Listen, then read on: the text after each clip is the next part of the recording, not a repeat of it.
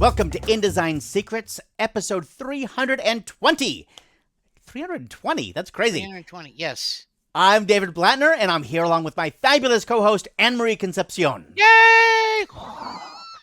When are we going to get the applause side effects? Especially now that we're, like on TV. We should pretend we have a studio audience or something. Yes, we need a studio audience. Remember that InDesign Secrets is the essential resource for all things InDesign, which is the star, jewel in the crown of Adobe's Creative Cloud. As Absolutely. Everybody knows. Yes. Yeah.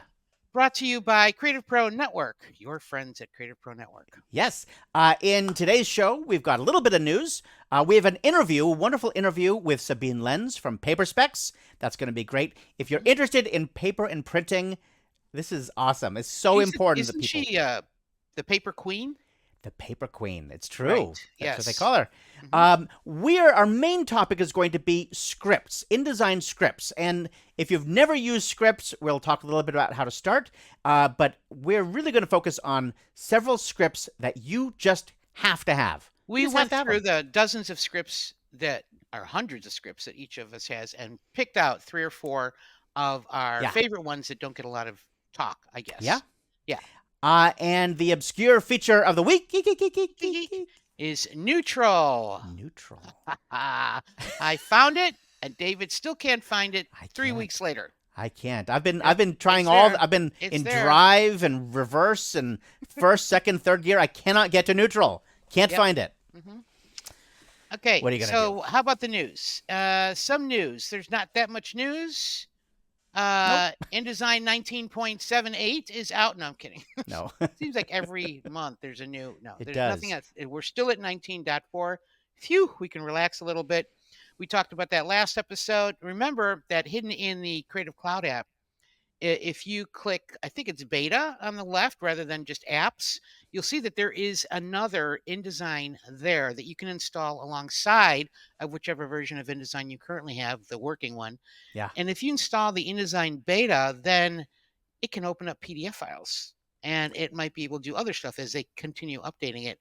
It's not perfect at all, but it's pretty cool. So you might want to give that a try if you are bored and you want to see what InDesign beta is up to. Some of it is about trying to make the future of InDesign better, right? These public betas are all about trying to help InDesign be better in the future. And so if you want to help the Adobe InDesign team make InDesign better, get that public beta. The one thing to note about the PDF, it does not open any PDF. It will only work with PDFs from InDesign files and only if they're in English currently. In the future, they won't have those limitations, but that's where we are right now. So yeah, definitely check out that public beta. It's kind of hidden, but so just you can to be clear, we're talking about opening them, converting them to editable InDesign documents. Good point. Not just placing them, which your current version of InDesign can do now.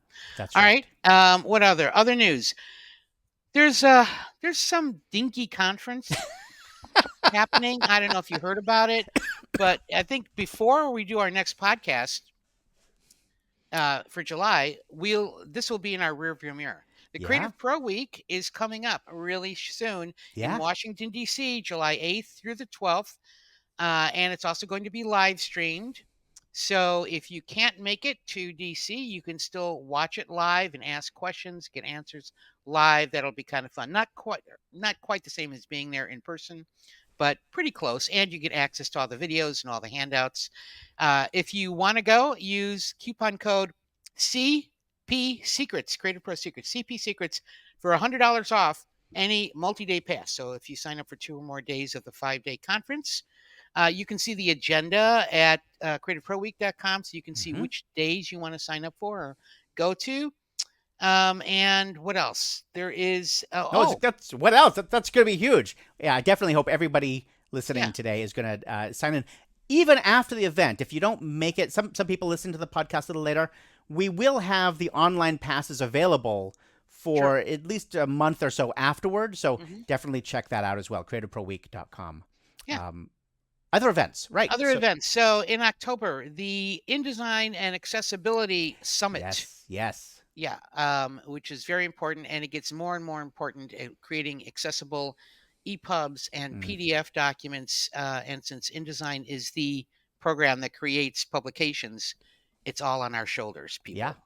Um, not just because it's a good thing to do for people who are having problems or who use visual aids to read and they need cues that aren't, actual words like alt text and things like that, but also because there's a new law happening in Europe. I think next year is that your publications have to pass an accessibility checker. Otherwise, you can't sell Hmm. them.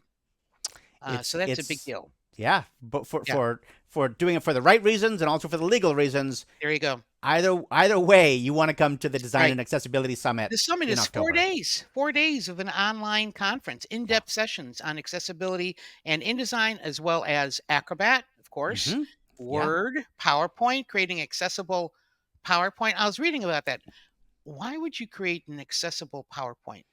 Well, there's two reasons. We're veering off I topic mean, do here, but people go up to the screen and no. feel it There's or two main things. One is that there's creating people use PowerPoint to make documents, not just presentations, but oh, people make PowerPoint. PowerPoint files are emailed and shared and so on as much as a PDF. So there are millions of I PowerPoint guess, files yeah. out there just Okay. like PDFs. So you want to Okay. make those documents as accessible as possible. The other thing is how do you present accessibly? That's a huge thing. If you are going to present either virtually through a Zoom or Meet or whatever, Teams, how are you going to present your content in an accessible Really? way? Yeah, so that's an important That's thing as well. interesting. Yeah, Okay, so cool. all kinds of Um, stuff. We'll talk well, about social yeah, media that's accessibility, it's video accessibility. So lots of good stuff sign up. at You can be there live during the online event. You can also yeah, sign up afterwards and just to get access to all the recordings and the handouts. That's October 8th through 11th. online. For That four one's all days, online. Yeah, all online. yeah, Okay, Creative Pro. I think it had one of the best articles I've ever read about Adobe Bridge. I'm a longtime fan of. I wrote 10 tips about Bridge for lynda.com. I mean, I did a yeah. video and I it know. still has not earned out its advance. Oh, jeez. Nobody people are cared. not people are not using Bridge No, nearly they're enough, not. No. and you have been one of the greatest advocates for Bridge for feels like Yes, decades now, yes, yes, and yes. it is so And so important that has people understand it. Alan Gilbertson, who Yeah, wrote that tour de force, yeah. all about Bridge and how to use it and tips. And the current version of Bridge has a bunch of new features, which I didn't even realize. So I'm excited to dive deep into his article. Cool. Very cool. What else? The July issue. What's the July issue going to be Oh, about? July. Some of you are going to be have this by the time you're listening. The July Yeah. issue is going to have all kinds of cool stuff, including a great article by our very own Pam Sparks about designing emails. Many of Ah, us in the design world, we have to go back and forth. There's mhm. print, there's PDFs, and then there's emails. How are you going to Right. get a good looking email? And Pam has a Yes. huge amount of experience with that. She'll be sharing her experience in that article. Excellent. So Okay. that's good. All All right. right. Oh, we better bring in Let's Sabine Yeah, Sabine, she's for been waiting forever, so she, she has hey, been right waiting. right there. Wait, she's not there. I think she's in the washroom. Hang on. Oh, no, here she comes. Here she comes. Sabine Lens from Paper Specs, the Paper Queen. Come on in. Sabine Lens from Paper Specs. Welcome to InDesign Secrets. We're Hey, so happy you're Sabine. here. Hi, thank you. It's exciting to be here. That's very cool. I don't think we've ever spoken online, only face to face a bazillion years ago, That's but funny. it's great seeing you again. It's good to see you too. I feel the whole COVID bubble is like it's a blur. Everything, it's like, Right. I don't know how long ago it was, but it's good to see everybody again. Yeah. It is. So, for people who don't know you, Sabine, can you tell us a little bit about yourself and about Paper Specs, which your company Paper Specs? Mhm. I think a lot of people want to know. Thanks. I always call myself a recovering graphic designer because if you are a designer, you know that you will never ever get rid of this part. Right, Never. right, right. And I started Paper Specs more than 15 years ago out of pure frustration. Because even though back then, it wasn't as digital heavy as it is now, it was hard for a designer, if we wanted to print something to get decent information and be up to date with the samples and print technologies. Nobody even talked about those. Um, Right. so, and it's as you know, it's just gotten much worse with all the focus on web and digital. If you're a graphic designer or a brand owner and you love print, it's really hard to get good information. So Yeah. Yeah. as Paperspecs is an online hub, and we're on a mission, as I like to say, to provide graphic designers really with the swatch books, the resources, the insights, and tools so that allow them to create compelling printed pieces, not only to wow their clients, but also attract new ones, which is important, as we know. And we do this, we publish weekly inspiring videos, we have a newsletter, but we also do several times a year a virtual, it's a hybrid event. We ship a box and then we meet virtually. So it's we do Cool. those virtual events, and then we have a big event in person coming up in Chicago on September 26th, where all the passionate paper and print loving designers will congregate. I Really? love that. It's so Hey, important. Designers. Anne-Marie's coming. She's now offended I didn't invite her yet. Right, right. And Right here, because Anne-Marie. I think you scheduled for Chicago the year after I moved out. I know. That's I used crazy. to I'm live in so Chicago. sorry. I know. Can you just move it to East Bay? Sure, no problem.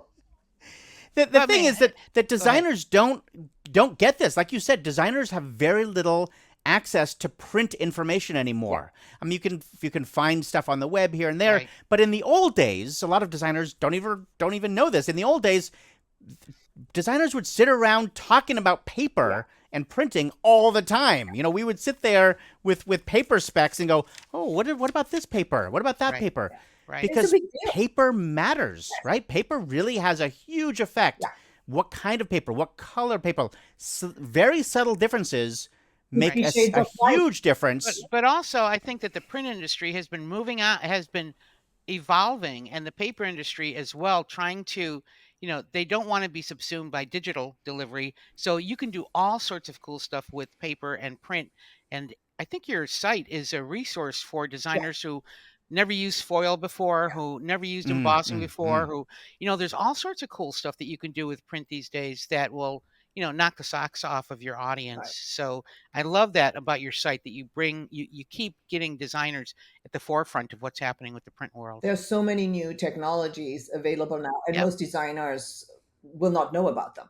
When I talk Right. Yeah, about digital yeah. foiling, I still get this, what? Like, How do you do that? Uh, yeah, and yeah, it's been around for a while. So Yeah. it's still, I call it a party trick. When I talk about digital foiling, that's my party shtick. Uh, well, specifically, you're talking about using in digital printing. You can still get foil effects, right? right. There is, yes. Very Oh, simply foil like, said, yes. foil Not a like foil. effects. No, it's not a foil-like effect. It's actually foil. You can apply. See, Okay. even a stump date. Wait a second. Stump David today. You can actually apply foil with in line with digital presses. So you can do variable Interesting. data. Like we've done notebooks where on the cover we had the name of every member in gold foil because Okay. there are different systems. One is toner based, one is polymer based. That you can add digital foil to a printed piece, and obviously Great. with Neat. print one, it's very cool. See, it stopped you too. Made my day. So with That's print good. run, Yeah. Doesn't it feel good when that yeah, happens? it does. I tell you, this is why I get up in the morning. This is when I get out of bed in the morning. Um, and especially as you know, So print runs have gotten shorter. So Hmm. there are so many digital options now available to allow designers to create these wow pieces, even on these shorter print runs, or especially because you can personalize it. I can make a notebook that says for David and one for Anne Marie, and it has mhm. gold foil. It's not just foil Yeah. effects; it's foil. Wow. Wow. Well, and you mentioned some of the events that you're going to be speaking at, some of your own Paper Specs Mhm. events, but you're also speaking at Creative Pro Week, I'm very which is excited in about a this. couple weeks. Yes. I'm so glad you're going to be in Washington D.C. We're also live streaming your sessions for the online attendees, and you've got two sessions, two different things that you're doing Mhm. there. Can you tell us about that a little bit? Yeah, so the first one is we're going to be talking about the power of paper and print because that's, I think super important. Yes, digital has its place, and there are things that should never be printed. Remember, Mm. user manuals should never be printed. Um, I Emery does suppose not so. agree, Yeah. but I'm reaching over to my printed pool manual. Okay, yeah, It's interesting. that um okay then. Don't call David and I for help when you don't know how part is Right. with part. Um, yes, I mean digital has its place, but there are times and moments where print really excels. We're going to be talking about when and why to use print. There are times when, as I said, you shouldn't, and there are times when you definitely should. Like if you want to make a great Mm. impression, for example. Hmm. We're going to be talking about the technologies I mentioned earlier, but there's so many new technologies, and the print industry really comes up with new and exciting things every year. And most designers will not even be aware that this is an option. So we're talking Right. about Yeah. That's great. coatings that, yes, soft touch. Everybody knows soft touch, but there are coatings that feel like sandpaper.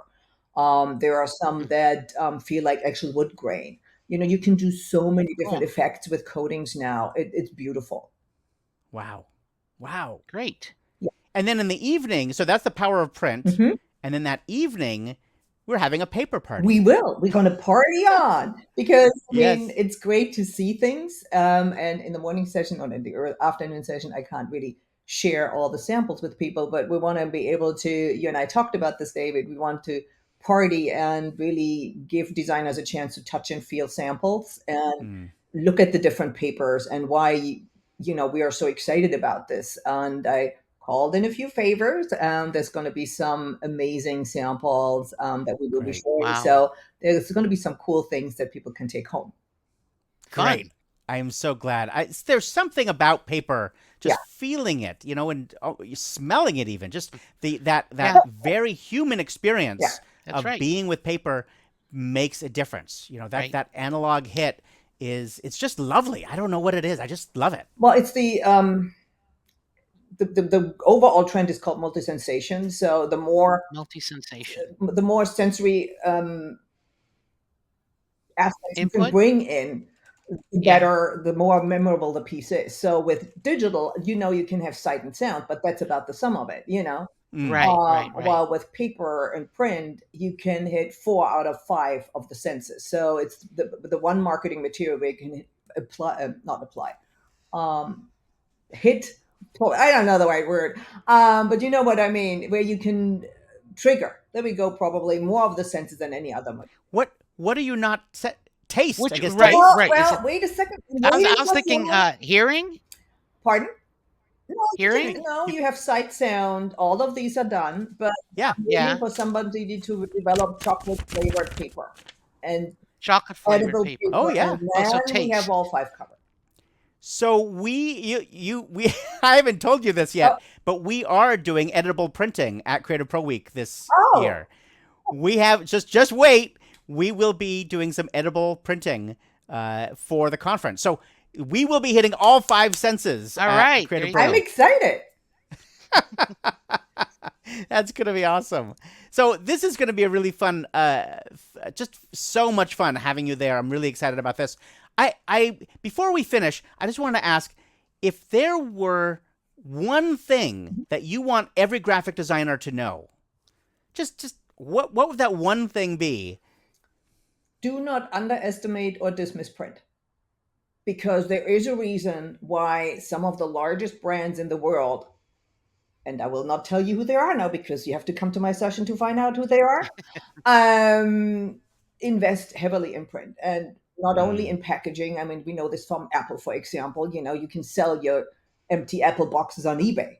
They are so cool, you Yeah. can resell them again. Hmm. But especially when I it didn't know that. comes to marketing materials, um, really print provides, and as we said earlier, this tangible experience. And with all the digital information that we're sometimes overwhelmed with, in some cases, you're not sure, is this fake? Is this real? Is this AI? You know what I'm saying? And the Right. tangible experience that print brings to life, it really creates this or provides this trust factor for a Hmm. brand. Yeah, yeah, I love that. Don't Good. underestimate, Yeah, and That's right. and and learn as much as you can about it. It's I it's think that's this is important. Do an not just rely on, yeah, oh, my mother says I should use. No, you're a designer, you're opinionated, and so you should be. And there's so many fabulous options available. And that's what we're going to be talking about. I love that. Great. That is so great. Looking forward to hearing it. Wonderful. It'll be wonderful. Looking forward to being there. So, Sabine, thank you so much for taking the time to be here and share a little bit with the InDesign Secrets audience. It's so important. InDesign users, among anybody on the planet, InDesign users should care about print, of course. And it is great to know that there's a resource like yours out there and that you'll be bringing that to Creative Pro Week. That's going to be great fun. We'll put links to your site, too, in our show notes. I appreciate that. Yeah. I appreciate that. Yeah, for sure. And I'm looking forward to see everybody in Washington. Excellent. All right. Thank you so much for being here. Take care. All right. Bye. Bye-bye. Oh, that was great. That was really fun. It's wonderful hearing from her. And, man, I wish I could be there for that hands-on thing. I'm not going to be able to make Creative Pro Week this year. I think I mentioned that before, but I'll be there in spirit. You'll be there in spirit. That's right. And maybe online, because we'll be streaming all of that. Yes, so. I'll start, if you hear me like razzing the speakers while they're talking, that'll be me. Maybe I'll come in under a pseudonym. I love it. Love it. Okay. All right. What should we talk about now? The main topic for today is a few scripts that we love that not a lot of people talk about, and why you should be using scripts in general. I just did a presentation for the Phoenix InDesign user group with some of my favorite tips, and one of them was the script that cleans up the text. Now, of course, the name is find change by list. Thank you, find change by list. Yeah. And which immediately, runs through a story and gets rid of double spaces, converts them to single space, and tabs, converts them to indents or removes the tabs, whatever. Nobody I was talking to had ever used that script before. And it's been part of InDesign since like 2.0. Yeah. Right? Yeah. Find change by list. I mean, I think it's been a cover story of InDesign magazine. I think so. So they were like, "Oh, this is incredible." So I'm like, "Oh, yeah." So we want to talk about a few of our favorite scripts. And if you don't know where the scripts are, if you're a complete newbie, and when I know a lot of people, when they hear scripts, they think like what I do, macros in Word, like right, formulas in Excel. Blah! Yeah, No. These are just like extra goodies. What if your links panel sprouted another button that let you double click and change the names of images or something like that? It's just like extra that you can add. You don't need any programming, and all you have to do is double click it. That's all you got to do. You do need to know how to double click. That's true. That is a prerequisite. You have to be able to click twice. You don't need to. You can call them up with with our friend the Quick Apply. You could get it with Quick Apply. You're right. Coffee this morning. Yes. Quick Apply. Quick Apply. You can call up the script, so you don't even need. All right, you're right. We'll put links to how to do all this. The thing is, you're absolutely right. There are a lot of people who are scared to use scripts, and we want to make it super easy, because when you use scripts, you get so much more functionality. Yes. All kinds of cool things. So I just want to start with the simplest script. My favorite way to start with scripting. If anyone hasn't done scripting, open a new document, select an object, or make an object, make a frame, whatever. Doesn't matter what. Make a line. I don't care. Go to the window menu, go down to the utilities submenu, and choose scripts.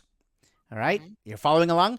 Yep. Now we're going to open the application folder. There's inside the scripts panel, there are a bunch of folders. So open the application folders, and then the samples folder, and then the JavaScript folder. I know that sounds like a lot, but it actually turns out to be really easy. 3 levels deep. Yes. 3 levels deep. Look for the make grid script. This is my favorite simple script. It comes with InDesign. You all have it. Select, while that object is selected on the page, double click the make grid script. And you'll get a little dialog box, and it will turn that object into a grid of objects, which doesn't sound that exciting at first, but there's all kinds of ways you can use make grid for great effect. And you can take an image and say, make a grid of 9 by 9 with no gutter. Great. It looks exactly the same. But then you can start to move little pieces of it around, and you realize, oh, this will be cool. Put some drop shadows behind some, delete the contents of one, and say, come to our next meeting with the, little pieces of people's heads. I don't know. All that kind of fun stuff. And what it actually does is it duplicates what you had selected, and then it pastes it into all the little grid boxes. It is easy. It's so easy. It's so powerful. You've added it's like you've added a brand new feature. That's right. To you don't even have to have content. You can just have a single text frame. Yeah. It takes up the page, right? Select it, choose make grid 2 by 2, boom. You've got 4 perfectly spaced text frames that you It's can so easy. thread Ole stuff to. Cavern wrote this years and years ago, like 20 years ago, and it ships with InDesign. It's Right. in there. You just have to be able to double Called click. That's as Make simple as it Grid. is. So Okay. once you have gotten into scripts and you know how to use the Make Grid script, you're like, wow, I wish I could have some more scripts. Uh, that's when you're going to start finding scripts online, and you'll be like, oh, I can download this script. We're going to put a link in the show notes. I don't want to go through all the details of how to install scripts Right. here, but It's so we'll put a simple. link in the show. It's Right. so easy to install scripts. It's not like Absolutely. macros or any crazy thing like that. I did. Maybe maybe we can include a link to this video I did for the Design Geek Tips on LinkedIn Learning, which Yeah. is my favorite script site. Ooh, And I included a PDF with links to all of like the top 10 developers, individual developer sites with great. the scripts. And it includes instructions to a link to, I think, our article on CreativePro.com, how to Great. install scripts. So you can do that too. Yeah, we'll put all those show notes, well, all those in Mhm. the show notes. Let's talk about some of those scripts though. Now that you Okay. are warmed up and you're like, "Oh, I want to start using scripts." What are some of your favorite scripts? What's one of your favorite scripts that someone can download and install? Okay. One of my favorites is Copy Fonts to Folder. Mm, Copy Fonts to Folder is this, it solves this issue.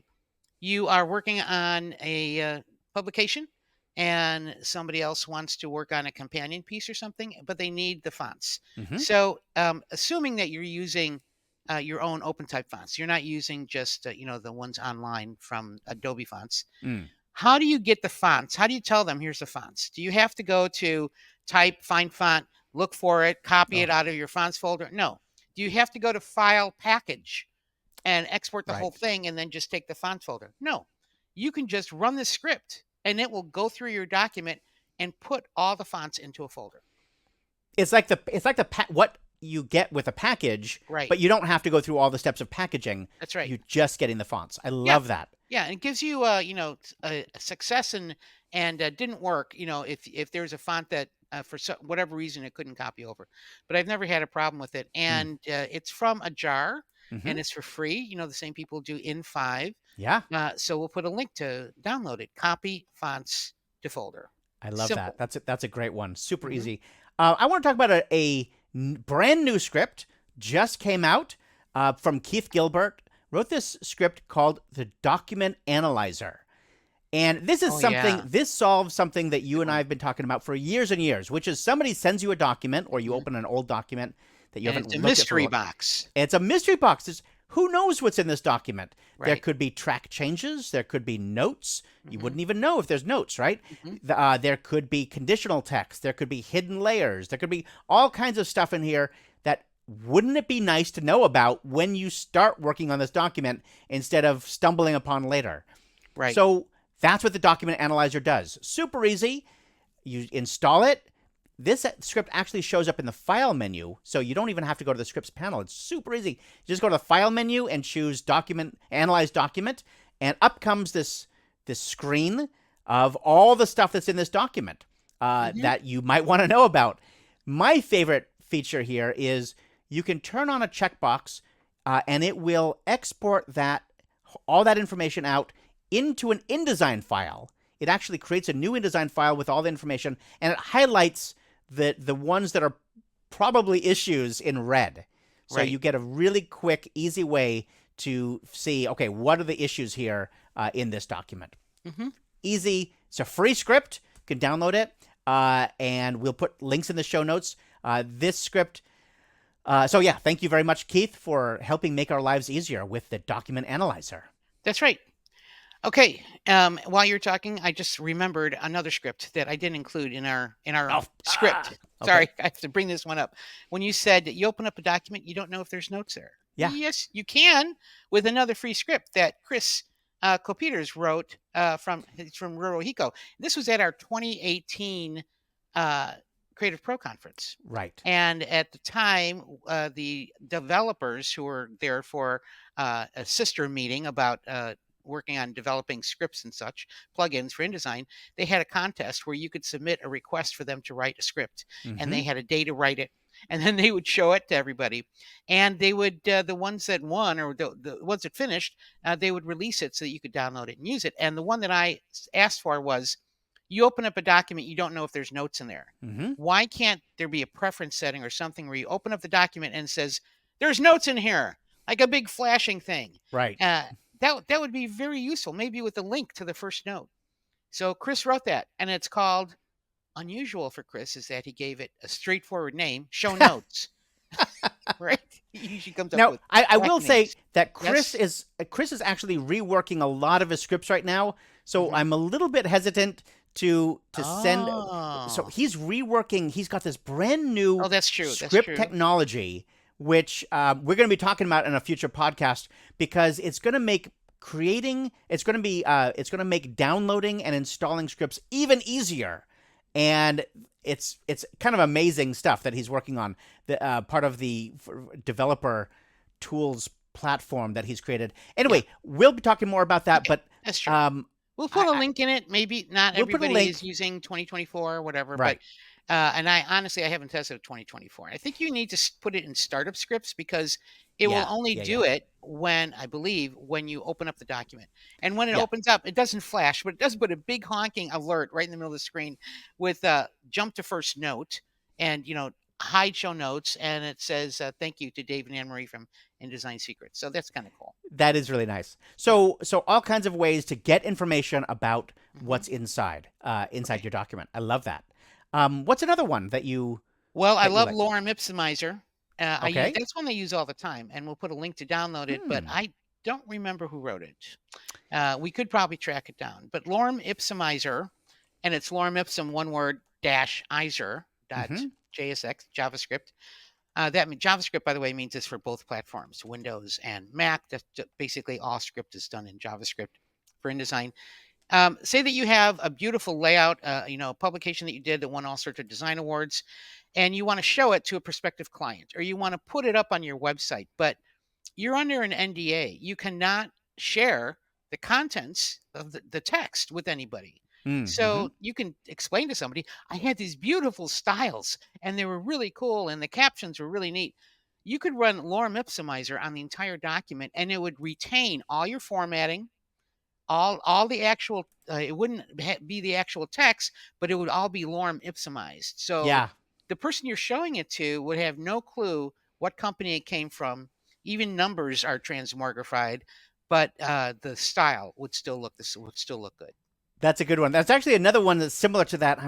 I'll find the link. I was just looking for it. I'll find the link and we'll put it in the show notes. But there are several ways of basically anonymizing your document so that people can't see it. That's a better word.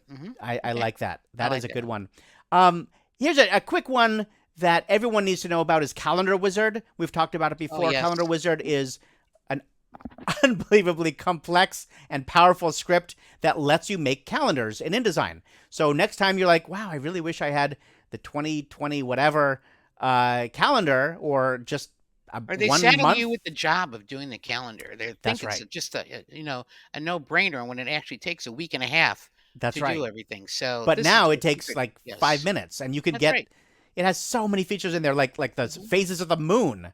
And it's free. It's free. It is free. It is free unless you're using it for commercial purposes. So if you're using it, like if you work for a calendar company, then you have to pay for it. But if you're just doing it for your own company or your own, absolutely, that's fine. It's free. Right. I guess if you're working for a calendar company, that's true. Right. I mean, interesting. Give Scott some money. Scott Silberg. Right. I think regardless, even if it's free, they're all shareware, in my opinion. If you use a script that somebody wrote and it's saving you a ton of time, take a moment to go to their website, look for the donate or for the whatever, and send them, $25, $50, because that keeps them going. Can you imagine writing all this stuff for free and nobody ever sends you money? Totally agree. Why would you keep doing it? You need to live. So, all right, I have another one. Okay. This one is called Unanchor Text. And it was, I asked Peter Carell to write it for me, and he's so nice, he wrote it. So you can see I always lean on the developers. I need the script, write it for me. This was the problem in a Word document. A lot of Word users are using it like they're designing a newsletter, and they put in text frames that can Yeah. float in the text. Yeah. Maybe not every single page, but they have like a sidebar with text running around it.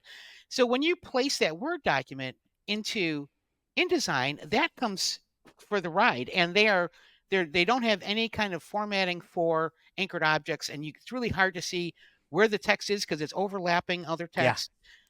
Well, what you would normally have to do is select each one of these text frames, cut it, unanchored, cut it, and then paste it, and trying to figure out where the text should go. The unanchor text script, you just double click it, and it not only does it unanchor the text, it removes those floating text frames. It Mm-hmm. embeds the text where it's supposed to go, and then it colorizes it using conditional text so that you can see which were the merged text frames. And maybe the script didn't put it in the right place. You could cut and paste it somewhere else. And Wow. that conditional text markup doesn't show up in print or PDF. But of course, you can just delete the condition if you want to get rid of the coloring. I Wow, did what not a time realize that. saver. Wow. Very That's clever. awesome. Very clever use of that because, yeah, that was an issue. When you merged all the text, you're like, Yeah. where was that text? Yeah. Yeah. Mhm. Wow. Go Yeah, Peter. that's Peter pretty cool. Carell has made some of the dozens, if not hundreds, of some of the Yeah. world's best InDesign scripts. Yes. Huge And shout out to Peter for all yeah, the work he's done very over the nice. years. Very nice gentleman. And again, send him some bucks. If you use that, That's right. There's a little link. Send them some euros. No, Send they them don't some use euros. anymore. Do they use euros in England? Euros. Yes, euros.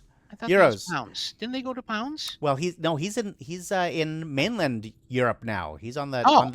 on the continent. Oh, he's on as the they say. continent. Oh, yes, I see. Yes. Okay, good. Okay, one more script. Go which ahead. Anne-Marie and I were comparing lists. We both came up with this one independently. Yeah, that's so, although right. there's some discussion about which version of it. And so it's a story splitter or break. What is it called? Break text thread. There's a couple of these. In other words, there's a couple of scripts that do very similar things. Mhm. But the goal is you have a bunch of frames, text frames that are threaded, and you want to split it in the middle. You want to unthread it in the middle. And InDesign has no way of doing that, which is kind of insane. There's no way to say you can break the thread. I mean, you can do it but manually. you- To me, the main reason is when you have like somebody laid out a book with multiple chapters in Yeah. one long text story, Yeah. and you want chapter 1 to be separate from chapter 2 to chapter 3. It is possible to start from the end and unlink and then reflow and then go up to the next chapter, unlink and then reflow.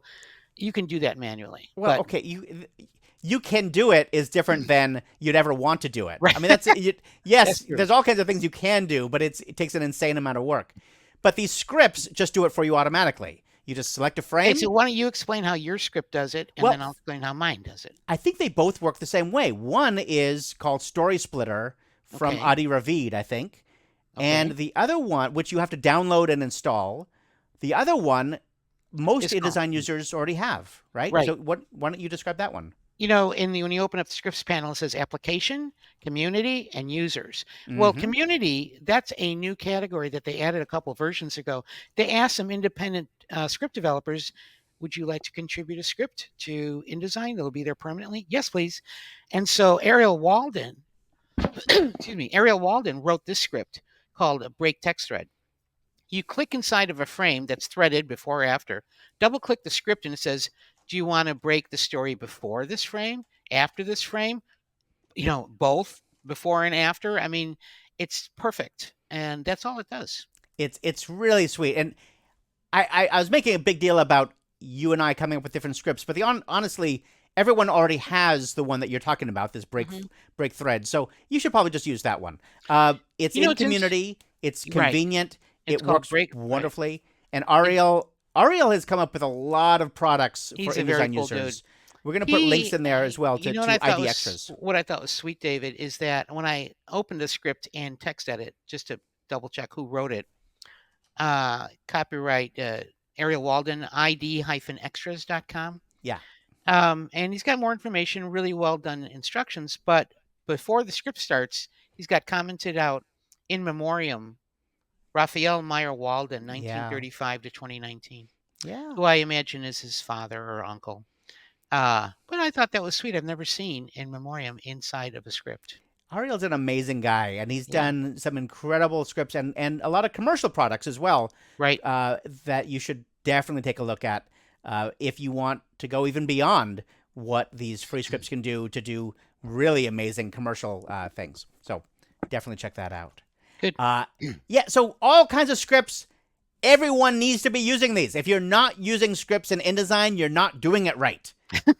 That's right. That's right. We'll include links to all these scripts and how to download them, and that video and whatever other script stuff we can find. Knowing David, you're going to give me a list of about 30 I will. articles about scripts I that will. we've written since the beginning of time. And yeah, so they're so useful.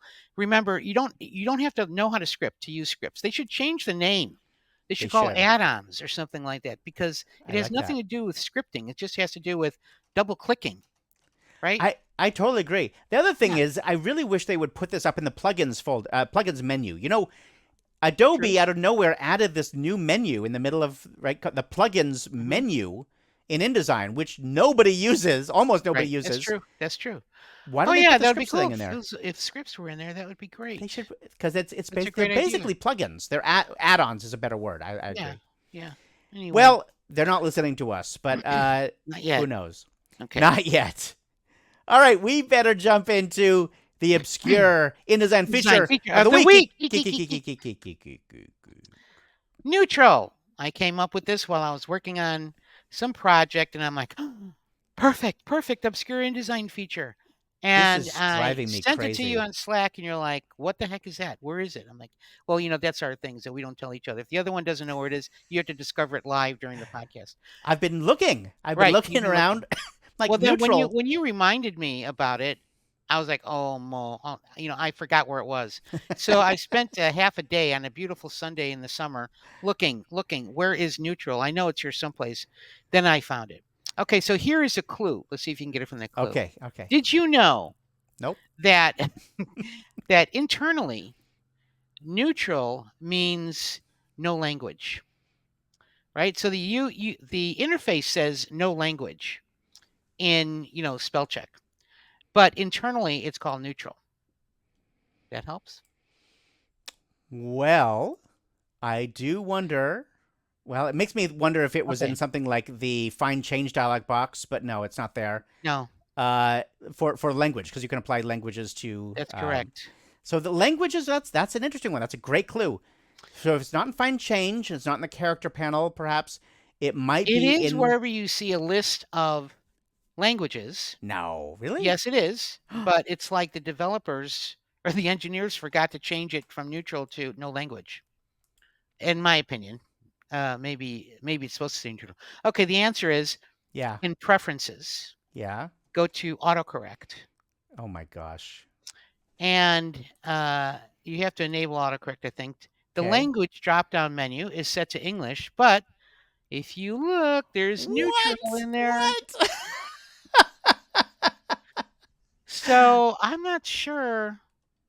I mean, I didn't go to the trouble of let's see what happens. I guess it would mean like all languages. This thing should change, but yeah, wild neutral.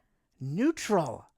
Okay, that may be the most obscure feature ever that we've ever talked about in 320 episodes.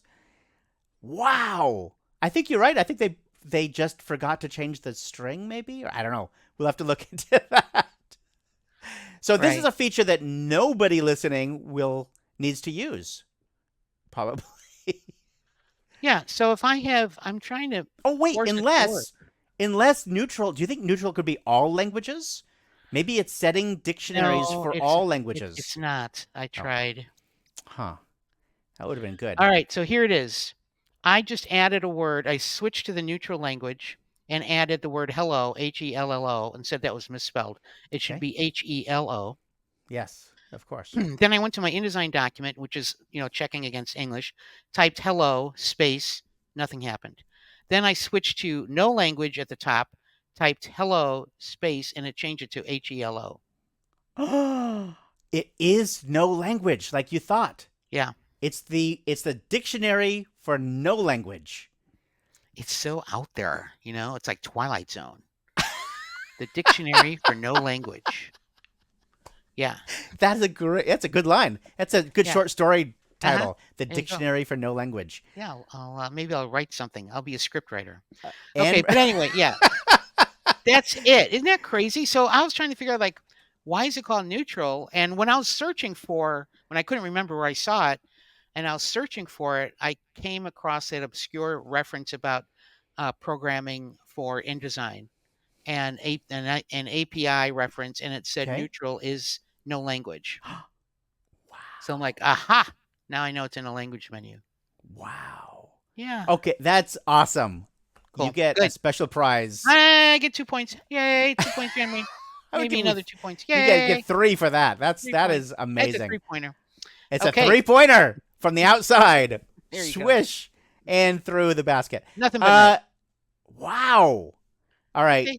I'm just kind of in shock. I'm sorry. I just have to deal with this for a little Maybe bit. it's if there are other places where there's languages listed. Maybe it's there too. I didn't bother looking. Now we're gonna tear the No. program apart, looking for more neutrals. I couldn't find it Right. anywhere. So Do you think they did it? Do you think that was a mistake that they left it at neutral? Should it have said no language there? yes, for consistency's sake, yeah, I would think Yeah. so. Yeah, Yeah. I would think so. Wow. Okay. All right. Well, that is it. We're done. That is it for episode 320. Be sure to check out the show notes on our blog for all the links, all those scripts, the paper specs, everything. Creative Pro Week. We'll put links for everything up there. CreativePro.com/podcasts will get Right. you to the show notes. Let us know what you think, either on that show note or start a thread on the forum, or go to InDesignSecrets on LinkedIn or Facebook. Let us know what you think of the podcast and give us feedback. We'd love to hear from all of our listeners or watchers. That's true. And until we meet again, this is David Blattner and Anne-Marie Concepcion for InDesign Secrets.